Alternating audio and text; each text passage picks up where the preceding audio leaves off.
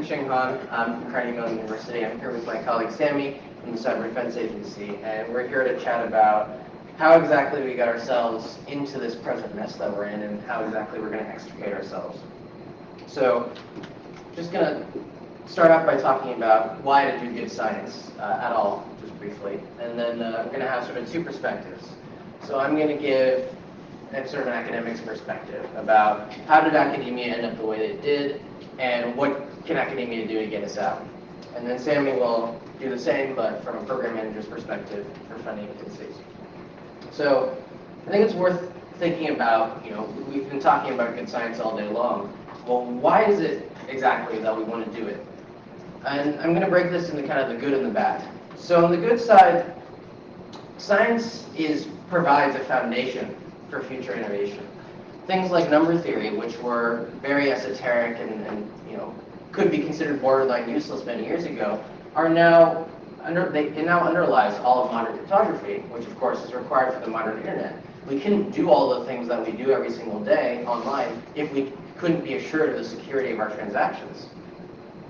And I also want to point out that I think science is really about developing and improving procedures for finding predictive rules. And the better the procedures that we develop, the faster our understanding will develop.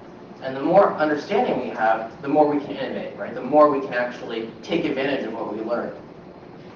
But this means that this is a long-term investment. Since it's an iterative process, and you can only iterate so fast, you have to make this investment over the long term. It's not possible to just get up one day and say, hey, it'd be really great if we had a ton of science. Here's some money, let's go do this. Right? It's something that has to be developed over the course of time. As for the downside, well, cybersecurity failures cost us billions of dollars every year. Right? And part of the problem is that we don't understand the basic principles that underlie these failures.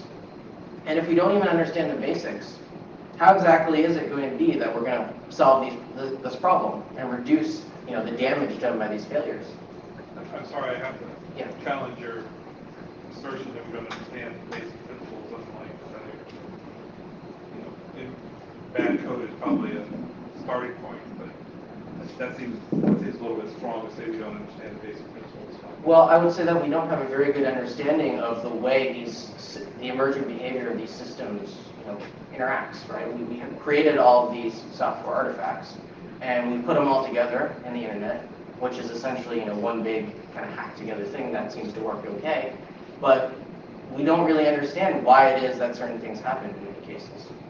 And that the basics are, I don't think we have that understanding. Yeah. I would make a counter challenge to what Greg has said here. Because you can blame it on bad code, that's okay, right? And maybe bad code is one of the underpinnings of many of the failures we've seen. But why do we have that bad code, right? And so there's been, like maybe 10, 15 years ago, Les Hatton in the UK made a survey of what constitutes, say, safe code. And guess which one came out not at 0, but below 0? C, right? So, we persist in using C. So there's other things, there's other questions that one could ask. Whatever language you use, there are mistakes that people are going to make. What is it about the particular language that promotes the commission of certain kinds of errors of programmers? So I would say that, in fact, we do not understand the basic principles, even behind bad code. Yeah, and it's probably worth pointing out that even when we talk about bad code, there's an issue of what is the mindset of the developer when he writes this bad code, right? Do we have an understanding of why it is that people end up writing bad code? Is it just laziness? Is it maliciousness? Or are there other factors that we're not considering? So the other thing that I want to point out is that we haven't really seen any catastrophic cybersecurity event. And I would sort of say again that I don't think we understand really what such an event would look like, what the rules would be that would govern such an event. And I think that to prevent these events, or to at least reduce the probability that they occur, it would be a good idea to do good science, to make sure we have an understanding of how something like this could occur so we can prevent it. So I'm going to give now my sort of academics perspective on why it is that we got into this mess and how we can get out. And just a little bit about myself. I'm a sixth-year PhD student now in the machine learning department at Carnegie Mellon University. And as you saw this morning, I've been spending all my years at graduate school working on keystroke dynamics, which is a field that I would say has very little, if not no science at all. So I feel at least somewhat qualified to say why it is that we got this way and how to get out.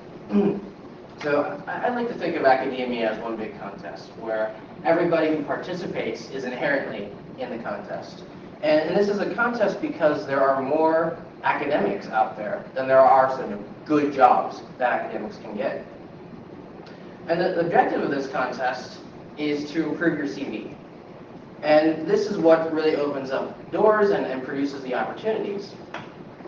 So how do you improve your CV?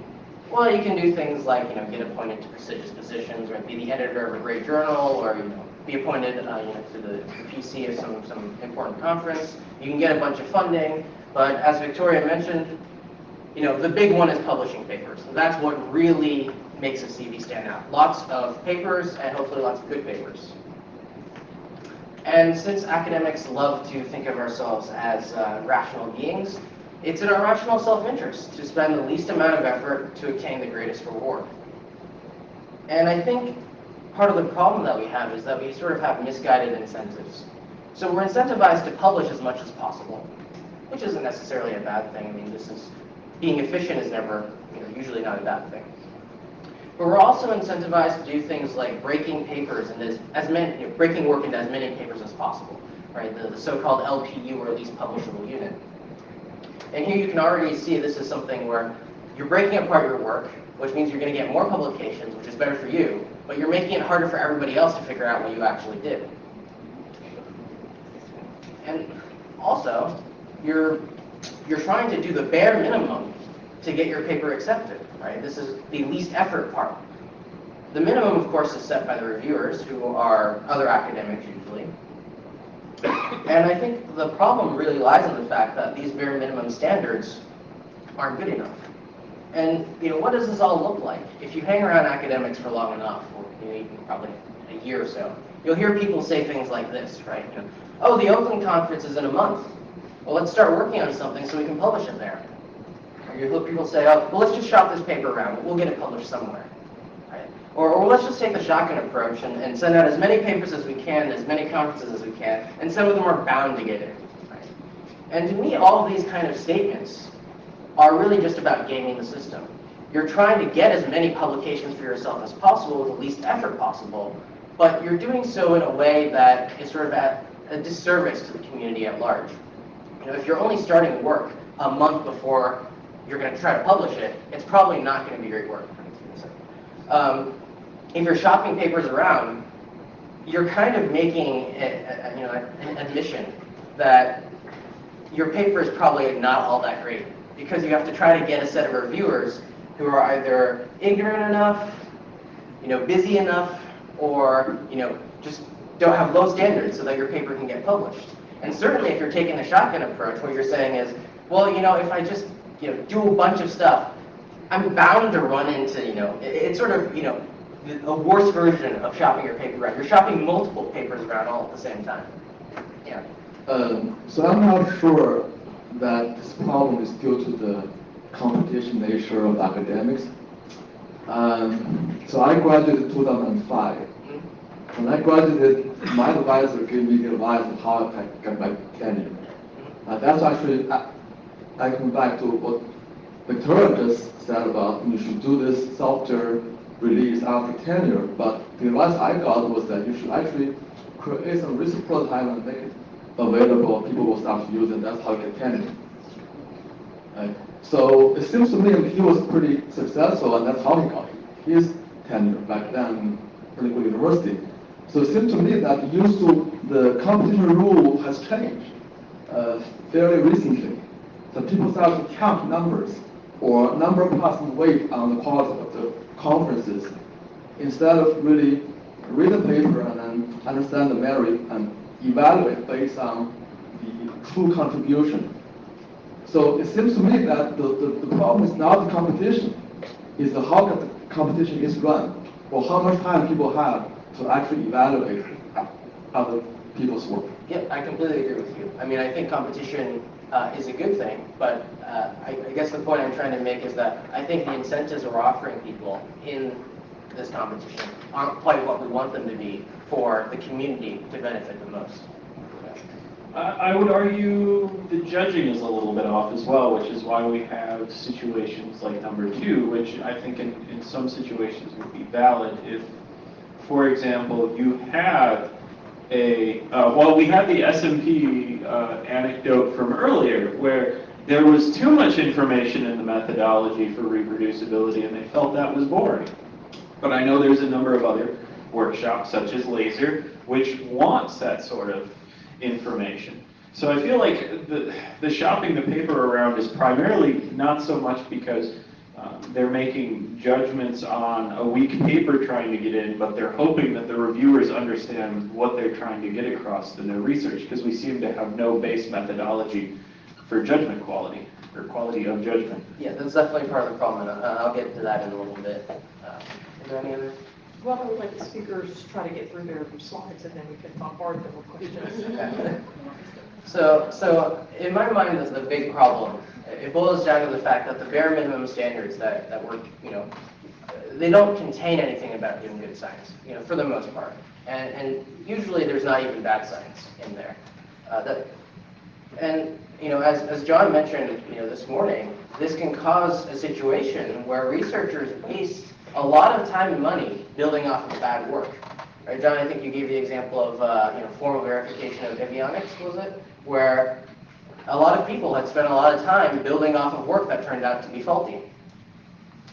And it's also, I think, much harder to discredit bad literature than to stop it from appearing in the first place. Because as soon as something hits the literature, you sort of need a lot more counter evidence before you can dismiss it, rather than if you just sort of quash it at, during its review. And I'd also argue, and maybe this is a little bit of a controversial point here, but I would think that there's sort of a deluge of publications, and I think it's really overwhelming the academic system and what it's designed to handle.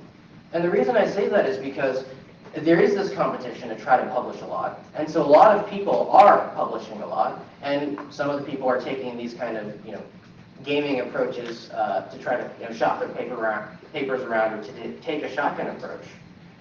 And when you do that, it becomes very hard for editors and for PC chairs to find competent reviewers for all of the papers. And now you have a problem where you end up with people who are reviewing papers who aren't spending enough time to actually thoroughly understand what the paper is about and to figure out whether or not it's good work. And oftentimes what I see is that, well, you have a professor has a bunch of reviews, you just offload it to the graduate student. And so now you have graduate students who are who are potentially in their first or second year, trying to write these reviews. And you really now have kind of a poor reviewer for that particular paper. And I think the solution is also kind of pretty simple, at least conceptually, is to say, well, what we need is fewer higher quality publications. What we need is to raise this bar so that the minimum standards involve doing good science. And I view this as sort of a counterweight, that there's a pressure on every academic to go as fast as possible, right? To publish as much as possible, to make as much impact as possible, right? Go, go, go. And then we sometimes forget that there's supposed to be a competing pressure, which is, you should also do excellent work, right? And sometimes that gets lost a little bit because we're trying to publish so much, because we're trying to go so fast. And I think the problem that we have right now is that we're out of balance. We're putting too much emphasis on going fast, not enough on the high quality. So that brings the question up, right? Well, why aren't the standards higher? Well, I think there's 4 reasons. The first of which is a lack of education. And this, to me, is kind of a troubling problem, that I think science is not really on the curriculum in graduate school, at least not in computer science. And I think we have what I call a generational problem, where you now have advisors, the teachers, supposedly, who never got taught when they were in grad school how to do good science. And as a result, they can't possibly give this knowledge that they don't have to their students. And so now you have this cycle of ignorance in a way. There's also kind of a standoff problem, a stalemate problem, that, despite how much we think, double blinding, reviews is so great, the truth of the matter is oftentimes these reviews aren't actually blind, and if you tried hard enough, you could probably figure out who it was that reviewed your paper. Or you could guess just by the language used, or, because there's so few people in your field. And that means that if I, as a reviewer, raise the standards for you, and I anger you because I've kind of, trashed your paper, well, or been overly harsh on your paper, well, now you're going to find out who that is. You find out that it's me, and then next time you review one of my papers, well, I'm going to suffer for that. And at the end of the day, if we're doing this tit for tat, we'll suffer. But everybody else who's not being held to these higher standards is going to have a lot more success. A third problem is that we don't have any written guidelines. And I mean, there's been some discussion today about, consort and related types of guidelines for how you ought to publish data and how you actually ought to conduct science. And I think one of the problems we have in computer science, at least, is that we don't have really anything to point to when people ask us, well, okay, so I'm on board, I want to do science. How do I do it? Right? I don't think there's anything we can conclusively point to and say, oh, this is what you need to do. And finally, and maybe a bit embarrassingly, nobody's making us, right? Ultimately, researchers need funding. And if the funding agencies don't tell us that we need to change and don't apply some external pressure to us, we have little motivation to change. So in terms of addressing each of these issues, I think the first thing is, obviously, well, to address the lack of education, well, education is a great solution. And I think it ought to be mandatory training for anybody going through a PhD in computer science to know, well, what exactly is science? Why do we care about doing it? How do we do it? Right? And then also to say, well, how do we think critically about research? Not just our own, but also others. And how do we communicate our research to others? The old saying that research not communicated is research not done. To break the stalemate, I think what we need is to have an investment of academic capital in sort of a parallel to political capital. That it's really irrational in many ways for junior academics to risk raising the standards. Because, as Victoria pointed out, that, well, if you're going to try to do all this stuff to make your code available, to make your data available, to go through all these sort of extra steps that aren't required to get your paper published, you could potentially damage your career by not outputting more research. It's those who have this academic capital, right, the senior people, like the deans of universities or department heads or tenured faculty, right, the full research professors, they're the ones who can really stand up and say, look, we've been working at this for a while. I don't think we're doing this the right way. We need to shift. And even if it were to backfire, their standing, in a way, is not in as much jeopardy. Their careers aren't at risk if they take a stand. As for guidelines, I think it would be great if we had a checklist for what constitutes good science. And I understand that what constitutes good science might be different in different areas. And I think we need to apply this checklist, these guidelines, to the criteria we have for hiring decisions and tenure decisions, to make sure that it's based on the scientific quality of the work. And I think also the guidelines will have an added advantage of helping to foster a culture of cooperative scientific work.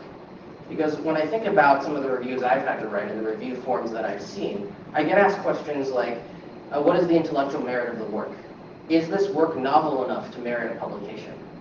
And oftentimes I sit there and I go, well, I don't really know what constitutes novel enough. I don't know what constitutes enough intellectual merit.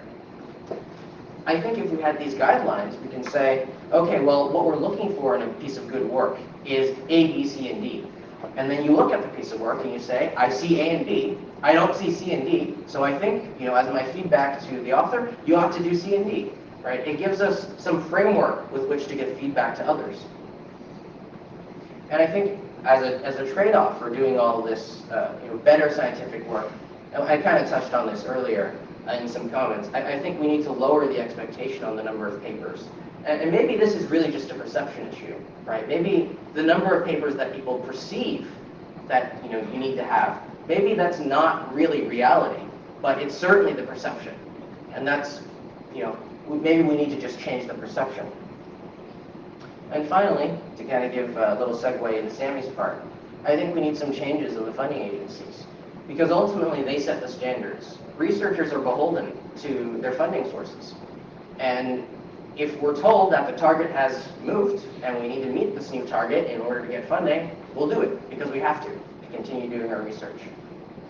But we have to be careful not to raise the standards too quickly or to move things too abruptly, because you don't want to yank the rug out from under researchers. I mean, a lot of hard-working researchers have sort of sadly been doing the wrong things, not because of malice, but because they were never taught the right approach to take. And if we're going to ask them to take a new approach, we need to be accommodating of the fact that we don't alienate them. And finally, I would say that I think the current funding cycle inhibits scientific work. That the funding periods that we have now, which often are 3 years or 2 years, even sometimes 1 year or 6 months, right? These are too short. They don't really match the graduate student life cycle. And that can often put professors in a rather awkward position about whether or not to undertake some new work, because they might have to take on a new student to do so, but then they have to find funding for that student for the remainder of their PhD. And then finally, I think it would be nice to have a year-round funding cycle, not just once a year. And I think this may be a little bit more of an NSF problem, where certain niche areas, you can only submit once a year because that's when the deadline is. And that means the feedback, your ability to incorporate the feedback that the reviewers give you is on a yearly basis, right? And you can imagine that by the second or third go-around of this, of submitting a proposal, being rejected but given some good comments and then improving the proposal, well, the graduate student might have already gone, or the professor's interest might have changed, and now this work just won't get done. So I think to have something like a 6-week or 2-month or even 3-month funding opportunity allows people to iterate much more quickly on their ideas for their proposal. So having said that, I will turn it over to Sammy.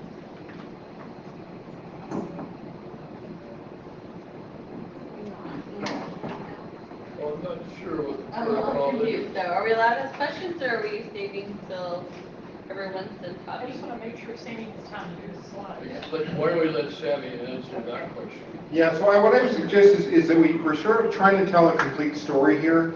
And so if we could hold for urgent questions, I don't get that point, so we'll take those, but we've allowed enough time at the end to have discussions sort of that cover both the academic and the program manager perspective, if that's okay. Okay. Okay, so I'm Sammy Sadri. For those of you who don't know me, I'm a recovering program manager. I've invested your hard-earned taxpayer dollars from both National Security Agency and DARPA. And so I'm giving both the perspective from the investor's perspective, at least from my experience. So why don't funding agencies do something about this, right? Well, part of it goes back to Shane Han's presentation, which is that these agencies are made up of academics and research engineers from the very same community he's talking about, who have the very same biases, right? And so they're deciding these same things, and they're using very, very similar standards. The other thing, which I'll talk about, I think, in the next slide a little bit more, is these agencies are under extreme pressure to show short-term results due to the gravity of risks that we're facing now and the shortness of program manager tours. And that in particular, I'm talking about DARPA. There's a unique challenge of the right engineering science mix in studying the synthetic space, right? So a couple of talked about sort of the hard sciences, right? But one interesting thing about computer science is we generate the artifacts that we study, right? And so you have to engineer those artifacts as you do the science. And so it's a complicated trade-off between investing in building these artifacts and investing in studying these artifacts. Next, these funding agencies are really not accountable to do science. If they don't do science, if they don't encourage science, there's no consequence. At least there's no near-term consequence. The consequences are long-term. And then there's steep cultural barriers, which I'll talk about. So this is just a look at how things have changed over time. And so in the 1960s, you had the space race, and you had the formation of DARPA, where the charge was very simple: avoid technological surprise. I think that is the best mission statement of any government agency anywhere, right? And DARPA would invest what it took in the long term to get stuff done. And in the 70s, again, we had 10-year investments to create things like the internet. The internet was not created overnight. Al Gore did not do it overnight, right? So it took a long, long time, and you had to create cross-disciplinary research, which takes a decade, as did Stealth. And then in the 80s, you had VLSI, VSIC, and you had a big surge of money. And this is sort of the era of the formation of this synthetic space called cyberspace. But something started happening in the 90s, particularly the late 90s, is research became shorter and shorter term and more military focused. There was a big surge in cyberspace commerce, which created a large incentive for people to leave academia to go make their millions, right, the dot-coms. But in red here, what you see is we also had an increasing number of conflicts that had to be funded. War, right? Desert Storm, and then in the 2000s, Afghan war, the Iraq, war on terror, war on drugs. We have a war for every occasion, right? And these wars are bleeding us dry in the research community in two ways. One is they're forcing the research to become nearer term, and second of all, they're actually taking money away from doing the research, and because we're having to buy bombs and bullets. And so there has been a trend, I think, and some pressures that actually dissuade the government from doing good, solid, long-term science. So I made this point about the somewhat confusing landscape for the investor, right? I'm going to talk about the research investor, the sponsor.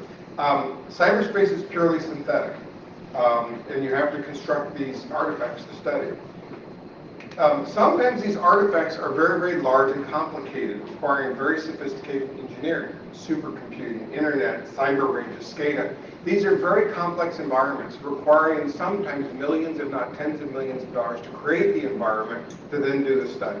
Right? And so it becomes confusing from a sponsor's perspective. Is the engineer in the lead, and are we creating lots of widgets, or is the scientist in the lead, and are we creating widgets to study for the scientists to study?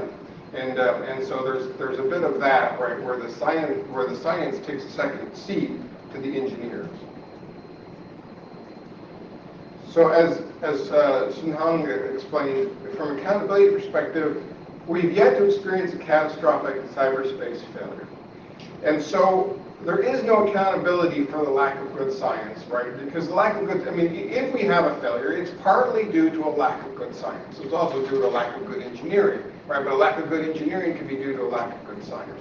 But we haven't experienced this yet, right? And so why change things, right? Commerce is going along okay, we're still, competitive in the market, so why change, right? Well, partly is we're increasing the probability of a catastrophic failure, but we don't know it, right? The clock is ticking, but you haven't experienced it yet, and so the incentive to do better science is not so obvious to the sponsors.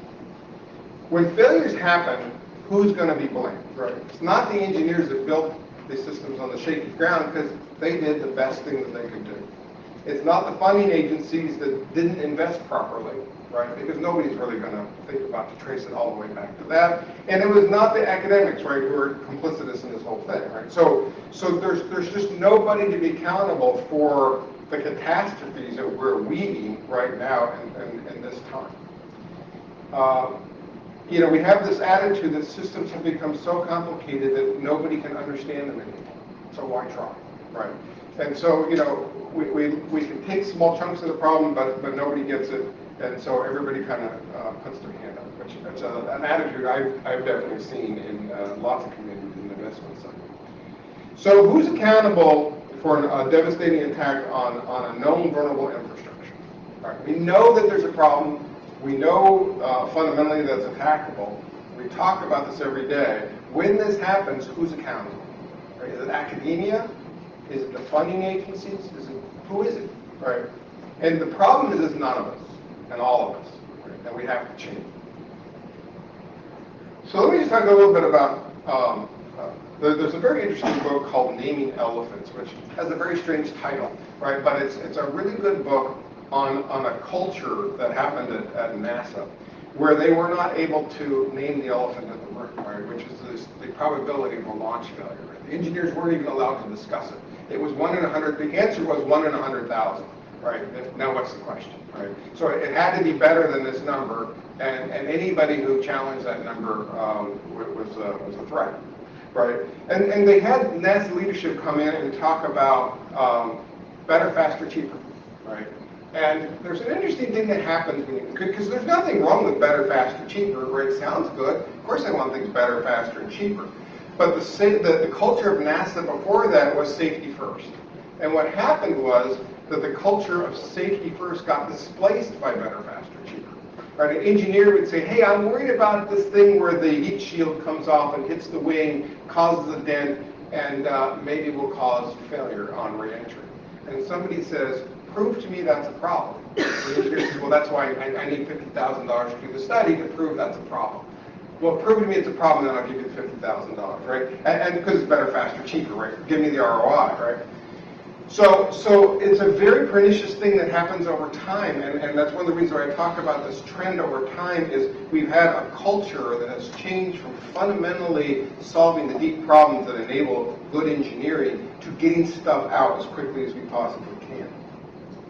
So if we look at DARPA, for example, which is an entity that I'm very familiar with, we're now in the area of quad charts and 18-month midterm exams, right?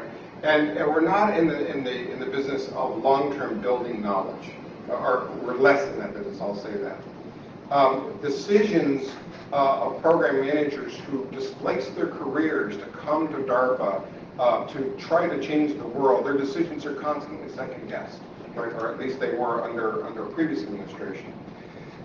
There was a tremendous pressure toward big companies with solutions that are already in hand because people are dying on the battlefield. We've got to get things like, I recall at DARPA, we have IEDs. We got to solve the IED problem. People are dying. You're seeing body parts in the news. Stop it. Right? Stop the bleeding. Take $1 million from that program and stop the IED problem. Not that the IED problem is not cool, interesting, and important, but it displaced a whole bunch of other stuff, right? Because we're at war, right? So we have a decade long of short-term expediency, right? Get this done. This culture of short-term expediency and investment will take a very, very long time to change because it's at least a 6-year process because everybody who's there is optimized for this kind of investment culture. And then we create a PI community that's optimized for that investment environment, and which explains some of the mess we're in. All right, Sammy, you complained about this for a while. What do we do? I have a few suggestions of a way forward. One is create standards for good science, and Ching-Han has already sort of talked a little about this, and so did John this morning. But my viewpoint is that we have to get this standardized. We have to have the criteria that gets baked in to all of the criteria we use to judge things. Right? What gets measured gets done. So we need to help government, industry, academia bake them in. We have to offer up specific changes to the journal and conference paper review forms to include looking at aspects of science, right? So Ching-Han was talking about these review forms that says, is this novel enough? Well, that's not the right question. If somebody has repeated and affirmed somebody else's research, that's important. That's an important paper, right? So those questions aren't the right questions. But if we come forward and we say, here are the right questions, is this scientifically founded? Did the person document their approach? Do they have software? Do they have repeatable data, repeatable processes and the data to back it up? If we ask those questions, then the reviewers will answer those questions and it'll change how we do things. I think that is an immediate thing that we can do to make things a whole lot better. And then the same sort of thing, I've reviewed probably 10,000 proposals in my lifetime, my career, and not a single one of the forms that I filled out said, is this good science? Right? That's bad. And I'll admit guilt. I was a program manager, and I didn't make that in. I mean, I could have, right? But I didn't, right? But now I understand better, right? And so baking these things into the criteria will be a first good step in this direction. Way number 2, look back from the future. This gets back to the accountability problem. So we can kind of look forward and forecast some of the possible disaster scenarios that might result from the lack of good science. Right? Some of us in this room can sit down and think about this. And then we could hold a mock congressional hearing to look backward, right, in this pretend projected future and ask what went wrong, right? So what I don't want to have happen is actually be in this congressional hearing, right, about why the U.S. economy collapsed 5 years ago and how we fix it. What I want to do is have a mock one of these things to talk about, all right, what was the shaky science that led to this shaky engineering, which led to this brutal cyberspace, which led to this catastrophe? I want to have that as a conversation now and not wait until the catastrophe happens, and then talk about how we need to change things, right? What do we need to help people understand how to do these changes? So my personal viewpoint, those who know me, understand that I believe we're headed for a cyber disaster here. And I believe that the lack of good science is a significant contributing factor to that. And if we change our course, we can reduce the probability of such a disaster. Way forward, number 3, we need to seek good science leadership in our government positions. So there are people here who have grown up with no science, and they think it's okay, right? Those aren't the people we need in our leadership positions, right? So we have to have people who appreciate science, understand what good science is, being in positions like director of DARPA, director of the various funding agencies. Writing to the search criteria for these positions, what we look for in good science, right? So that their CVs have scientific experience of the type that Xinghang was describing in sort of his mandatory list of 5 or 6 bullets that be in the background of anybody who's doing PhD work in computer science. And then so lobby through DARPA, through NSF, and other foundations like that to give them a charter to improve the science, right? It has to be in their marching orders. You need to make the science better. Way forward, number 4, change the funding model, right? So I have seen the damage, right, that the 3-year funding cycles, which really aren't 3-year funding cycles, they're 18-month funding cycles. We pretend they're 3-year funding cycles, but you have the risk of having a cutoff after 18 months. I see principal investigator after principal investigator spending all of their time chasing new proposals and not doing any science. We cannot afford that. We have to change that model. DARPA in the earlier years didn't do 3-year funding. Right? They did 5-year block grants, right? And sometimes they did 10-year block grants, right? To MIT or CMU or to Berkeley, right? And so careers of graduate students can be formed around this. Another point that former director of DARPA made to me one time, he says, look, you know, if you want to create a cross-disciplinary change like material science, which he was involved in formulating, you can't expect people to try to cross-publish in a journal where this whole investment is going to last 2 years, right? There's no point in that, right? It's got to be like a 10-year investment in order to induce scientists to sort of cross boundaries from their discipline.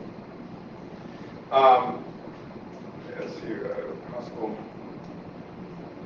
Yeah, and so, and then Xinghang made this point about making sure that the number of proposals isn't like, you know, having to do 5, 6 a year. Okay, so let me go to the next one. So teaching science now.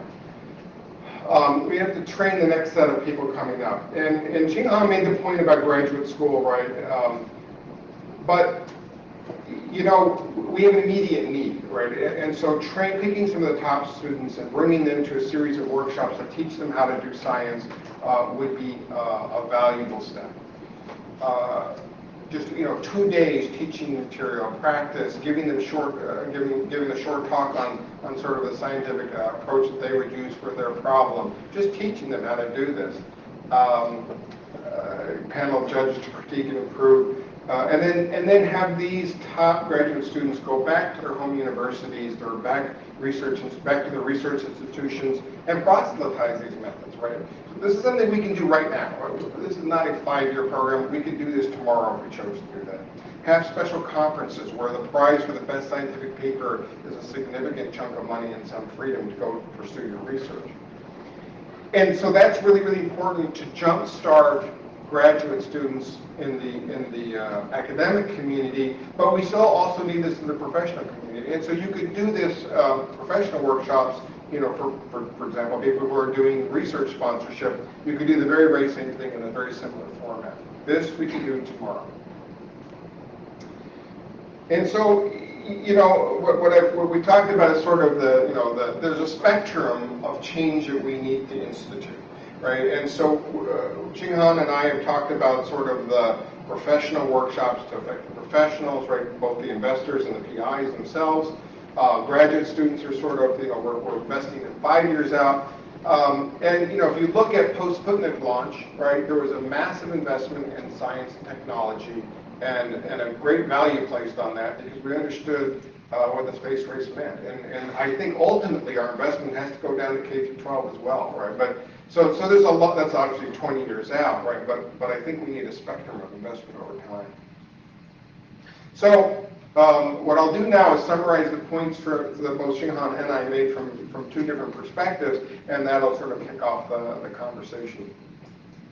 So I don't think the community is failing because they want to, right? Everybody's trying to produce good results, but we are missing the mark. Moving at internet speed and continually to change the directives and the directions that the agencies have with short-term engineering at the expense of long-term research is killing us. We have to change that. We need to incentivize fewer higher quality publications so that the academic and the judging panels aren't overwhelmed and we can get better quality results. We need, as I mentioned, detailed standards for good science, both in the evaluation of papers and the evaluations of research proposals. We need to educate across the spectrum, K through 12, undergrad, grad professionals, on what constitutes good science. We need to start that today. We need to change the funding model to lengthen grant durations and permit many funding opportunities a year, not just one, so that there isn't this one event that if you miss, you're going to miss it for a year. And this will facilitate the better scientific research. And lastly, we need to remember that good science, it's an investment in the future and will spur innovation that will be very, very important for us, for the engineering world, and also to reduce the probability of a very, very serious event in the cyberspace that we depend so heavily on. Okay, so those are the 2 sets of points, and now Ching Han and I will take questions in the spectrum of everything we talked about. Okay, I actually want to ask a question. Sure. I haven't yet today. Can you go back to your way forward slide number 1? I can. Okay. Any other questions? So your first point, what gets measured gets done, and measurement is one of my hot buttons. We know that if we don't measure the right thing, we're not doing the right thing, right? So we need to figure out what to measure.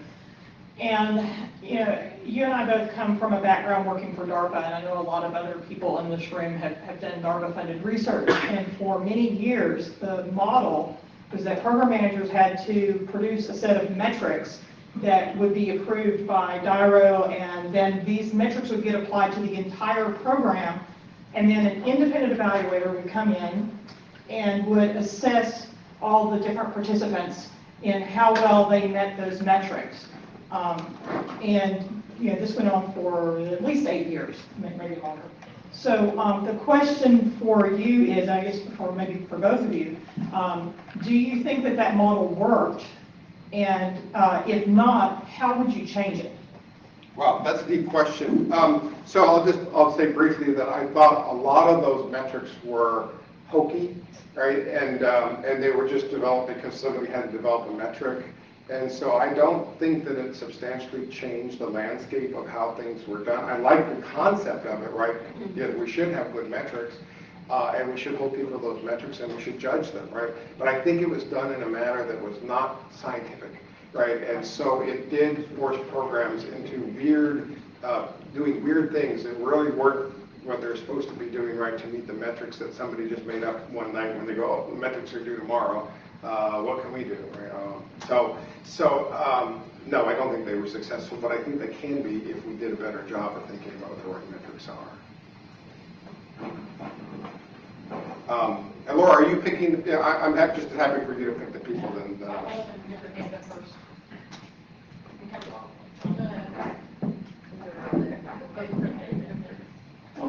couple of observations and then something you may find a little amusing here. One of the factors that I think you omitted, which I believe is a very serious one, is that there is increasingly a political mindset in some circles that funding research is not the government's job and not the government's business.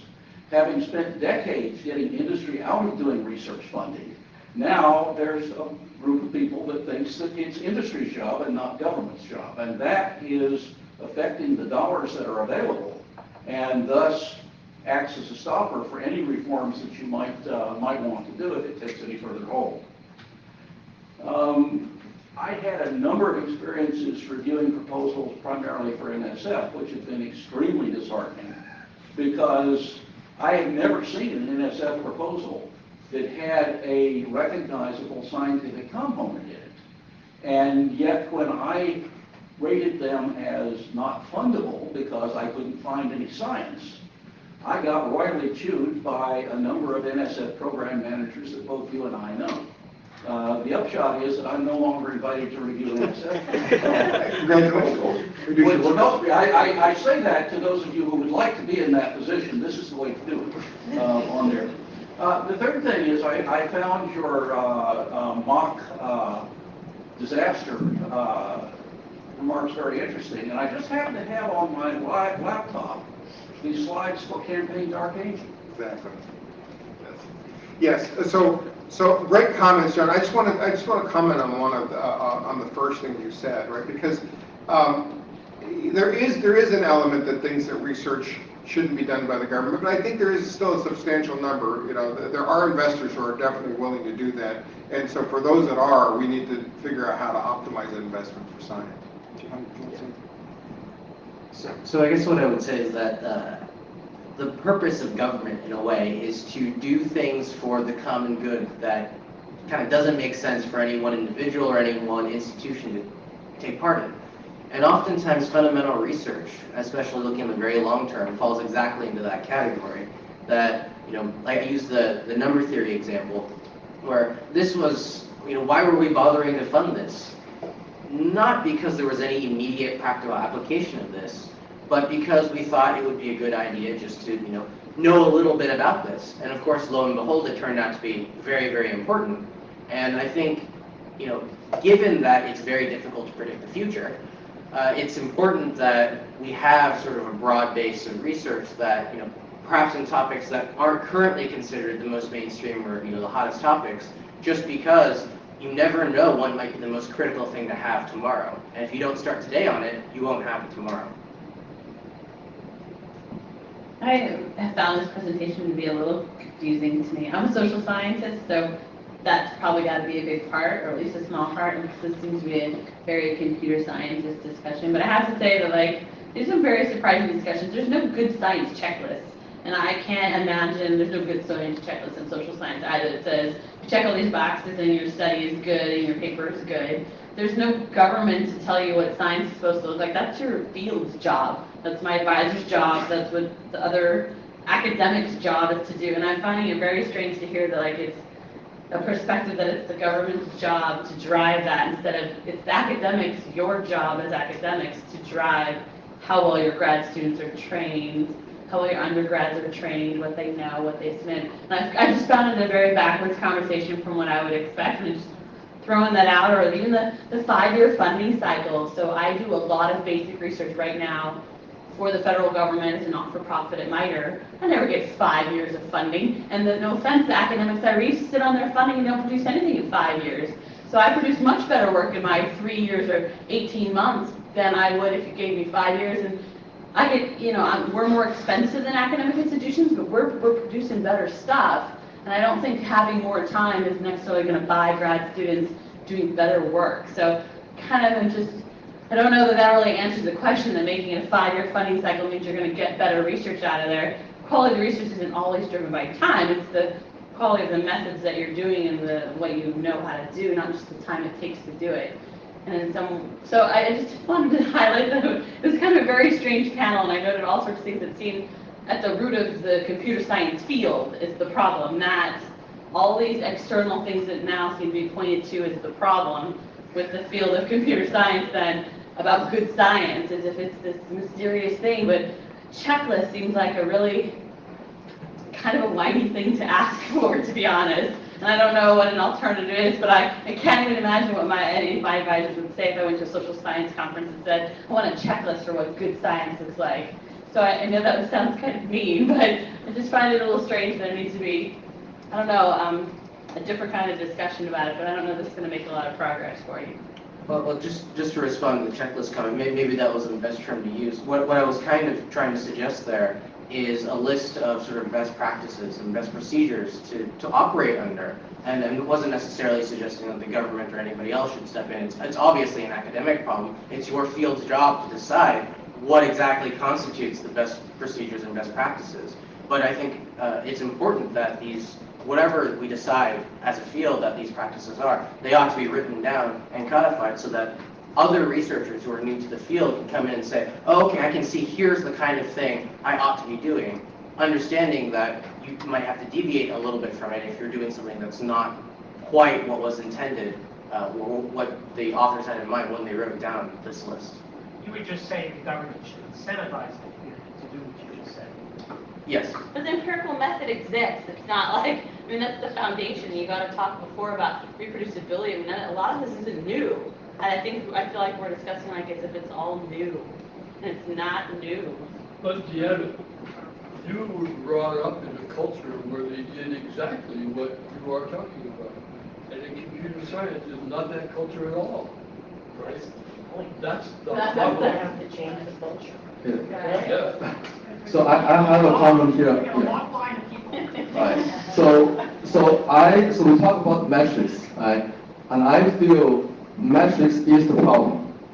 There should be no metrics. And there is something called the Goodhart's law. What essentially says that when a metric becomes a target, it ceases to become a good metric. People start to game the system to optimize on your metrics or whatever you want to measure as opposed to the real quality of the work. So as has just been pointed out, it's not a really new thing. It's just like, it's basic honesty or integrity. It's not hard to see this is not good science. But by not doing it, as you have observed, people measure your credential by the number of publications appearing in those top conferences, and that's the wrong thing to do.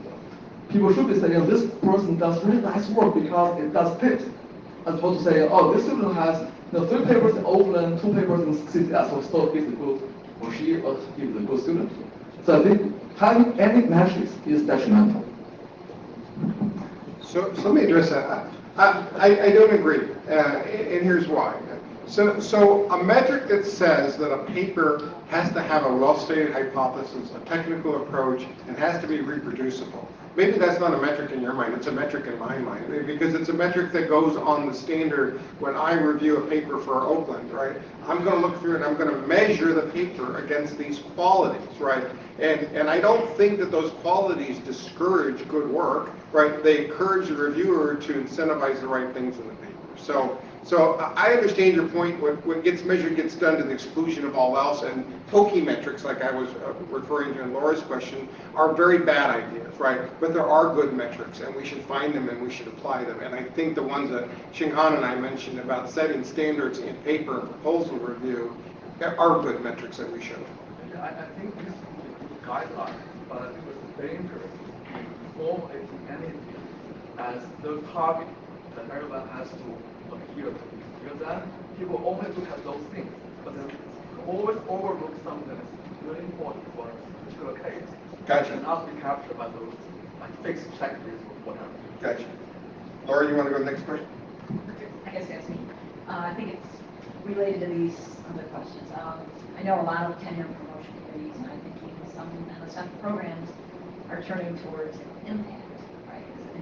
So instead of counting how many publications are coming out, people are even asked in their own materials, how do you give us an idea about the impact of the work? And I don't know if anybody has any good grades to evaluate that. We don't even know what are the high impact journals and conferences. And it's just another way to represent a metric. I just wanted to throw that out. Okay, thank you. Yeah, I just want to make a couple of comments, Sammy. One is the quality of and the process by which programs are formulated in government circles. If you look at DARPA or DHS or NSF, typically you will have an academic or someone come in, gets about a year to formulate a program. They might form an advisory board, which is again mostly a lot of academics. And the problem is that this group is never really in touch with the end user community that could benefit from the research. They've never really gone into the trenches and talked to the soldiers or gone into a battlefield kind of scenario. So, okay, what are the real problems these people are really facing? So that's one issue. And that process could be improved. I think this whole question of whether it should be a 3-year cycle, a 5-year cycle, a 10-year cycle. Some problems require 10 years. Some problems may be okay in 3 years. It will become a lot clearer. And the other comment was just from my own perspective as a DARPA and DHS and NSF PI is that PIs get very little support. I mean, there's no ecosystem which actually gets the PIs in touch with the end user community that's going to be using the fruits of the research. Often, basic program managers are extremely busy, but there's no mechanism to get the PIs in touch with the people so that the problems can be formulated well and the solutions are really, really scalable and addressing the problems. Often PIs end up making cartoon problems and solving these cartoon problems, getting a couple of papers and everything. But they're never really in touch. So everybody, even from the government side, people who are potential users of research products, they need to be incentivized to work with the researchers. So somebody in a government circle should get promoted because they get good ideas and the research got better. And the other thing is that often PIs are interacting with COTRs. Often COTRs don't have the technical background. So there's really that whole innovation management process is just not there. It's the famous cartoon that you've seen all the time, with DARPA, is that basically they fund research, but then they just throw it over, right? That whole tech transition and innovation management process is just not there. Absolutely. Yeah, actually, DHS is working on that. We can hold up later because you're always got his hand up for a while. Yeah, this is a comment about guidelines for research, or guidelines for good research, or however you want to interpret it. So I sense in the room maybe some fear that the government is going to come down and tell you how to do your research.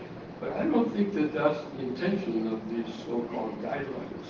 So let me just take an illustrative example from a different funding agency that most people in the room may not be familiar with, and that's NIH. So at NIH, they do a lot of work that involves human subjects. And there's some issue about just how many subjects you need in an experiment in order to get statistical validity from the results. So this is a concept called power. Now, the issue with this is that if you include too few subjects in your study, you might make a mistake and have a conclusion which isn't really true. If you include too many subjects in your study, then the likelihood that you're going to make a mistake is small, but you spent money and other resources that you didn't really have to spend. So what then would be the right number of subjects to have in your study? Well, this can be figured out, and my point here is that NIH decided that if you send in a proposal and you did not say how it was that you arrived at whatever number of subjects you proposed, you're done on the spot. You're out of the running. And that is the kind of guidance that I think that people are talking about when they say maybe there ought to be a checklist of some of the important things. It's not that anybody's telling you what to do. They're just telling you, here are some important things that you ought to pay attention to.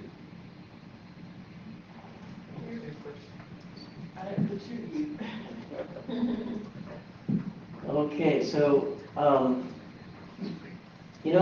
I don't think it makes any difference whether you're doing research for pure science or mission-oriented research. I think that in all of these cases, you need to have some methods, established methods, metrics, and methods where you can evaluate the validity of your results. And so I disagree with the comment that metrics are bad. Of course, bad metrics are bad. And in my experience, looking at situations such as what was described for a period of maybe 8 or 10 years, I don't know if it's the case now, but I thought when DARPA originally began requiring metrics, I thought it was a great idea, but I can understand why it didn't work out. And the problem, I think, in the computer science community, we don't, well, I shouldn't say we, because I'm not one of you, but I don't think there is sufficient education of computer scientists at the PhD level, because I'm not sure that you need one as a bachelor degree person, but I think if you're going to be doing research, then there ought to be required courses in research methods. I was a physics major at one time, and we certainly got our share of research methodology and practical experience in the labs. And as a psychologist, experimental psychologist and cognitive psychologist, I got plenty of that. And so I think partly it's a cultural problem. What I found in interacting with various programs is that even when there was requirements for doing evaluations and building metrics, the people who were pretty much in charge of the projects, whether they were computer scientists or program managers or whatever, they didn't have that background, and so it really couldn't succeed.